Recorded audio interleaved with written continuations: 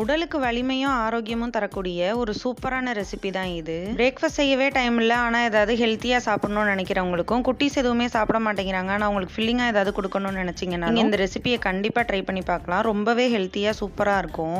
அதுக்கு எனக்கு பக்கத்தில் இருக்க கடையில் ஹெல்த் மிக்ஸ் பேக்குன்னு சொல்லி ஒரு 16 பொருட்கள் சேர்ந்தது கிடச்சிச்சு. அதை தான் நான் வாங்கி யூஸ் பண்ணியிருந்தேன். அதில் எல்லாம் ஒரு 10 கிராம் அளவு தான் இருந்துச்சு. அதனால இன்னும் கொஞ்சம் எக்ஸ்ட்ரா சேர்த்துக்கிட்டு இன்னும் தேவைப்பட்ட அரிசி வகைகள், தானிய வகைகள்லாம் போட்டு ஒரு 21 பொருள் வர்ற மாதிரி இந்த சத்து மாவை ரெடி பண்ணியிருந்தேன். இந்த 21 பொருட்களையும் தேவையான அளவு எடுத்து ஒரு பேன்ல தனித்தனியா நல்லா வாசம் வர்ற வரைக்கும் வறுத்துட்டு அதை நல்லா ஆற வச்சு மிஷின்லயோ இல்ல வீட்டுல மிக்சிலயோ போட்டு நல்லா அரைச்சு சளிச்சு எடுத்து வச்சுக்கலாம். நான் சேர்த்திருக்க எல்லா பொருட்களோட அளவையும் நான் டிஸ்கிரிப்ஷன்ல மென்ஷன் பண்ணியிருக்கேன். நீங்க அதை பார்த்து யூஸ் பண்ணீங்கன்னா ஒரு சூப்பர் டேஸ்டியான ஹெல்த் மிக்ஸ் கிடைக்கும். இதை பக்குவமா ரெடி பண்ணி ஸ்டோர் பண்ணிக்கிட்டு எப்பெல்லாம் தேவைப்படுதோ ஒரு 2 ஸ்பூனோட 1/2 லிட்டர் தண்ணி இல்லைன்னா பால் சேர்த்து நல்லா காய்ச்சி நாட்டு சர்க்கரை இல்லைன்னா உப்பு சேர்த்து குடிச்சோம் அப்படின்னா ஒரு ஆரோக்கியமான சத்து மாவு கஞ்சி ரெடி ஆயிருங்க.